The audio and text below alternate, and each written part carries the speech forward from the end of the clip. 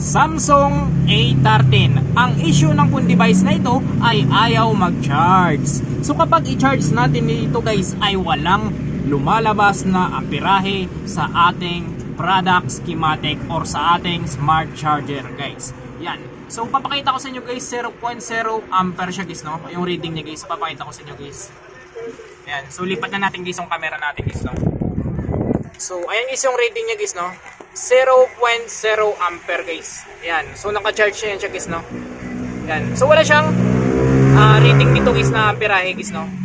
Yan. So balik na natin yung camera natin.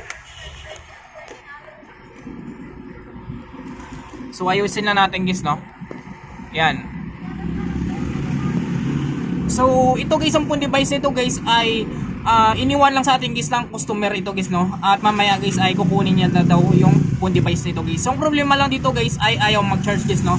So papabuhay sa atin guys ang problema naman dito guys ay ayaw mag-charge. So ang gagawin natin dito guys ay bubuksan natin. So check natin guys yung charging port dito guys kung bakit hindi siya nag-charge guys, no? So una natin gagawin dito guys ay tanggalin muna natin guys yung SIM tray nito guys. Yan. Sunod tayo dito guys ay pwede na tayo maka-direct dito guys, no? Yan.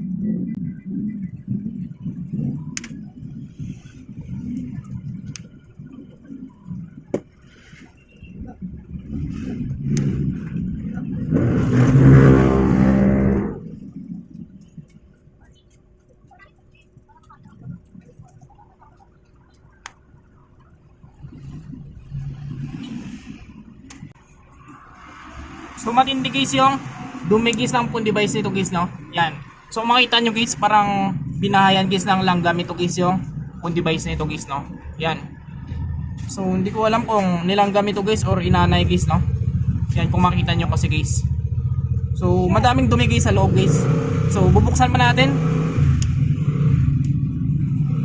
So medyo makunat lang ito guys, buksan guys yung Samsung na ito guys, no?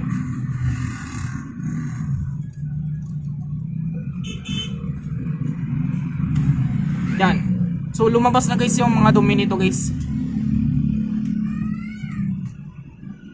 Yes po. Magkano? So balik tayo guys, now meron lang nagpa-Gcash sa atin guys. Yan. So ipagpatuloy natin to guys. So bubuksan natin to.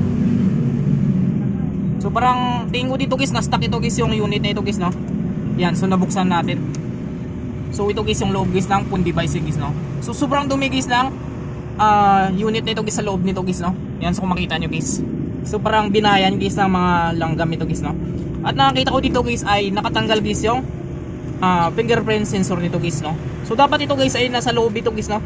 So ito na guys ay nasa labas guys. So bubuksan natin to guys, no? Sobrang dumi guys, linisin lang natin yan. So check kasi natin guys yung charging port niya guys kung bakit hindi siya nag-charge guys, no?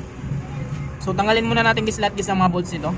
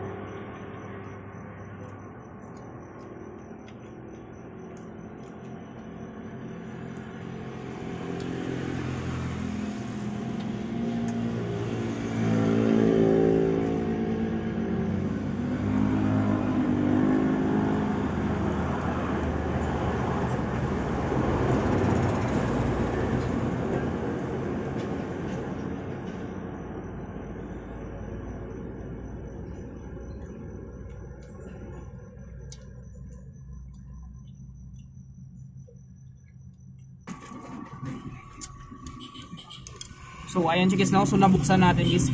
Yan. So makita nyo guys ay yung charging port guys ay nilumot guys, no? Nagkaroon nito guys ng green guys. Yan. So makita nyo guys. So nag green guys yung charging port nito guys. Kaya siguro guys ay hindi nag-charge guys, no? So possible nito guys na pasok ito guys ng moist guys, no? Or nabasa ito guys ng tubig guys. Yan. So para sure tayo guys ay i-check muna natin to guys, no? So linisin muna natin guys. So tanggalin natin guys yung mga tina nito guys.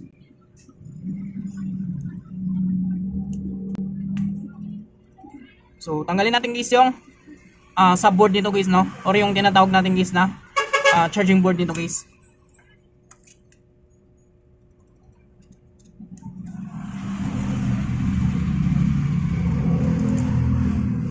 Yan.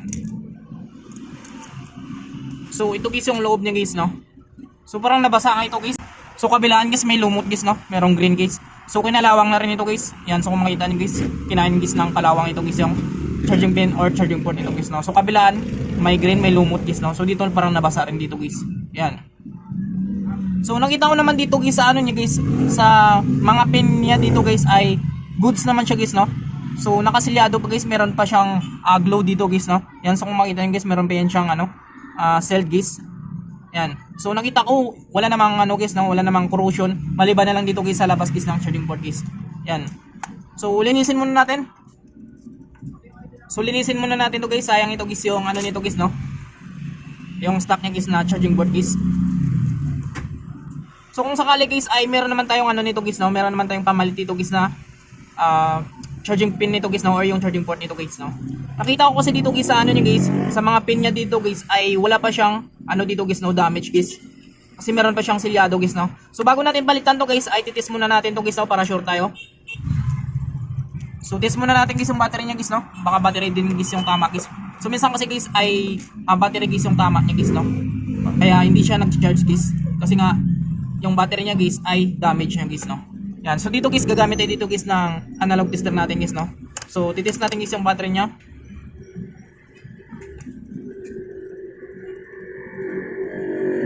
So DC tayo guys, no. Direct current voltage tayo guys.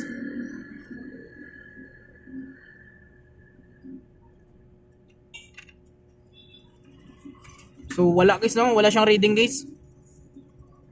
Yan. So wala guys. So walang reading guys yung battery niya guys, kaya pala hindi nag-charge guys, no. So subukan natin guys, i-activate muna natin guys, no. So possible guys na na-stuck na ito guys yung phone device nito guys, no. So pinapabuhay sa atin guys, ang problema naman guys ay hindi naman talaga ito mag-charge guys, no. So subukan natin guys, i-activate natin guys yung battery nito guys.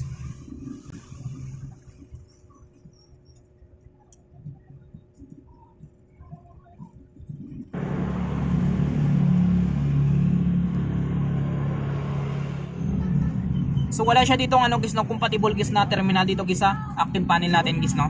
So dahil wala siyang available dito guys na no, slot guys, ay gagamit tayo dito guys ng power supply natin guys, no. So kakarga natin ito guys yung battery niya guys, gamit guys yung power supply natin guys. So i-activate lang natin guys, no. Activate muna natin guys yung battery nito guys.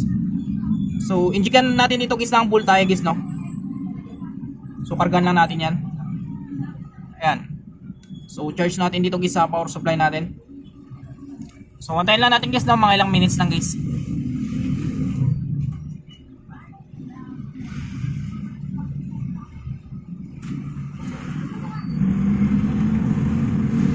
So ayan siya guys, no. So i-forward na natin guys. So nakarga natin, subukan natin guys i-testerin ito guys, no. So kanina guys wala siyang reading guys, no. So ngayon guys ay subukan natin. So balik tayo guys, no. Meron lang nagpa-Gcash sa atin guys. So bago natin ibalik ito guys yung battery nito guys sa unit nito guys, so testerin muna natin guys, no, para malaman natin guys. Yan. So kung makita nyo guys, meron na siyang reading guys, no. So kanina guys wala siyang reading guys. So ngayon guys ay nagkaroon na siya guys ng reading guys. So meron siyang reading 3.2 guys, no. So ibig sabihin guys ay na-activate na natin guys yung battery guys ng unit nito guys, no. So ngayon guys subukan natin ibalik guys. So charge natin guys. Subukan natin guys, no, sana okay pag guys yung LCD nito guys. Subukan natin kapag mag-display siya guys, no. Yan. So wala guys. Oh yun, meron siyang ano guys, meron siyang display. So ibig sabihin guys ay okay pag guys yung LCD nito guys, no. Yan. So antayin natin guys. So meron na siyang 1% guys, no. Yan. So kahit pa paano guys ay nabuhay pa natin guys yung unit nito guys, no. So na-stuck ito guys at muntik na natin ipalitan ito guys ng charging port guys, no. Pero na naman natin, na-check naman natin guys, wala naman siyang corrosion guys sa mga paa niya guys, no. So subukan natin, pandarin natin to guys. So yung ano pala nito guys, yung power flex niya kasama na tayo ito guys, yung fingerprint tsaka yung power flex. So ingatan nyo to guys, kapag naputol ito guys ay doble guys yung trabaho nyo guys, no. So mawala na siya ng fingerprint, mawalan pa siya guys ng power button guys. So subukan natin, ibalik natin, panda rin natin guys, no. So meron nang nabukas nito dati, hindi ko alam kung bakit hindi niya binalik dito guys. Yan, subukan natin, panda rin natin. Charge muna natin guys, no.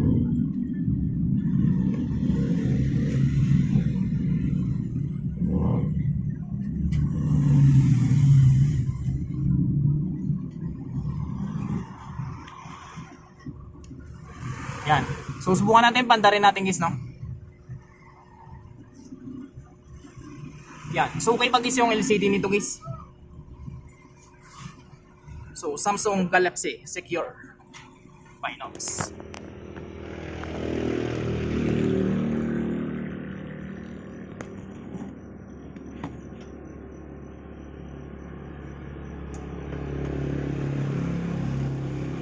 So ayan siya guys, no. So kahit pa paano guys ay nabuhay pa ito guys yung unit nito guys. Yan. So yung ginawa natin guys ay ni-activate natin guys yung battery nito guys ng phone device nito guys, no.